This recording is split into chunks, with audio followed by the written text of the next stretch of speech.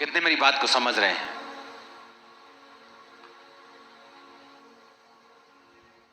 आज से कुछ महीने पहले जब मैंने आपको बताया कि मुझे बहुत कम स्वप्न आते हैं, मुझे ज्यादा स्वप्न नहीं आते, लेकिन जब मुझे स्वप्न आते हैं तो बड़े क्लियर होते हैं, बड़े डीप होते हैं और बिल्कुल प्रभु मुझसे बात करता है स्वप्नों में, बिल्कुल क्लियर।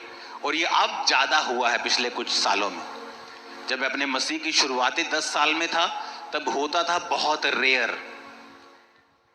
तो मैं एक दिन सपना देख रहा हूं कि मैं ऑस्ट्रेलिया में हूं और वहां पर जो ऑस्ट्रेलियन लोग हैं, और मैंने ये एक मीटिंग में बताया भी है, उस मीटिंग को अभी हम वीडियो में देखेंगे। उस मीटिंग की डेट लिखी हुई है, वो कौन सी डेट की मीटिंग है, पिछले साल की मीटिंग है या इस साल की है? पिछले साल की मीटिंग है। तो अगर आप नोटिस करेंगे कि इस साल बहुत से अटैक्स जो हैं हिंदुस्तानियों के ऊपर, इंडियंस के ऊपर बढ़े हैं फॉरेन में, बहुत ज्यादा बेइज्जती का वो सामना कर रहे हैं। पूरी दुनिया में रोज एक्सीडेंट्स होते हैं, लेकिन अगर इंडियन के द्वारा कोई एक्सीडेंट हो रहा है तो वो ज्यादा बेइज्जती का कारण बन रहा है, ज्यादा उसको उछाला भी जा रहा है। और ये बात मैंने आपको पहले बता दी थी, 1 साल पहले, कि परमेश्वर ने मुझे एक सपना दिखाया है जिसमें इंडियंस को एम्बैरेसमेंट का सामना करना पड़ रहा है। वो वीडियो रेडी है, वो सेम वर्डिंग के साथ। ओके, उस वीडियो को हम देखेंगे।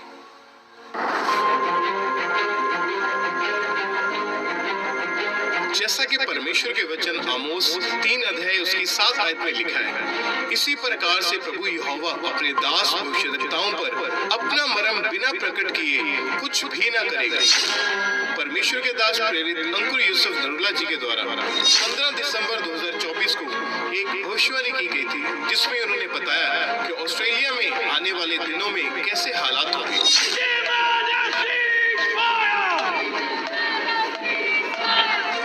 दूसरों ने इन विरोध प्रदर्शनों की निंदा करते हुए उन्हें नस्लवादी बताया है और कई लोगों का कहना है कि प्रवासी खतरे में हो सकते हैं।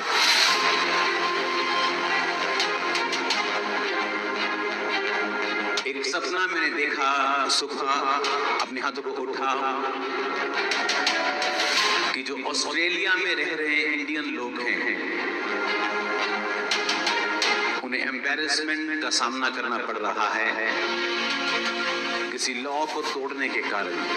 अपने हाथों को उठाओ उन सब इंडियंस लोगों के लिए।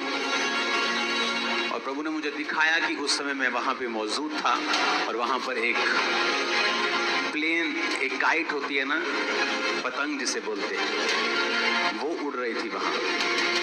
और मैंने सोचा शायद ये इस काइट के पीछे हैं लोग, लेकिन वो काइट परमेश्वर ने मुझे दी और मेरे हाथों में दे दी। तो परमेश्वर ने मुझे दिखाया कि उसको, वो चर्च के हाथों में है वो चीज। अगर हम प्रार्थना करेंगे तो परमेश्वर दया करेगा।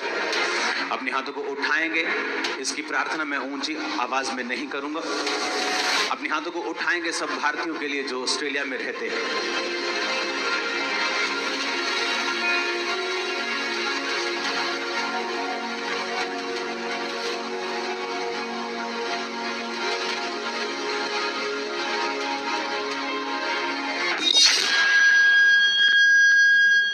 Sydney, Melbourne, Brisbane, Perth, Adelaide और कैनबरा में रैलियों को बढ़ावा देने वाले फ्लायर्स और वीडियो एक्स और टिकटॉक जैसे प्लेटफॉर्म पर वायरल हो गई।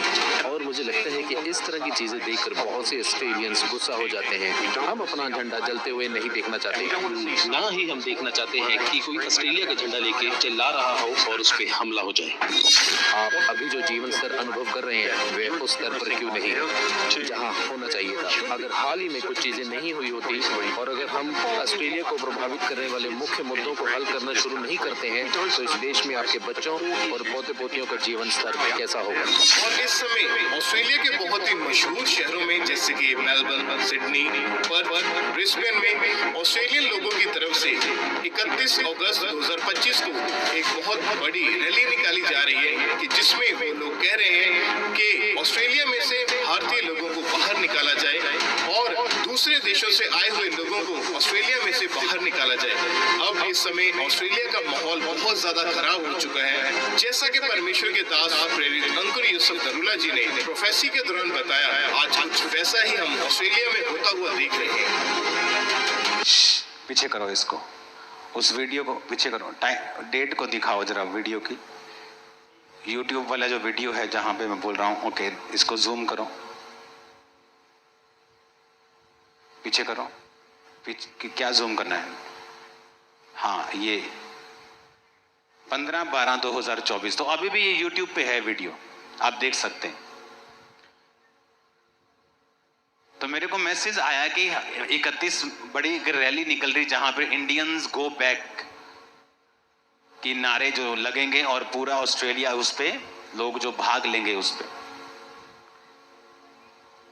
और ये कब, ये दो लंबी बात नहीं है, जस्ट 2-3 महीने की घटनाएं हैं जो पहले हुई हैं, 2-4 महीने की।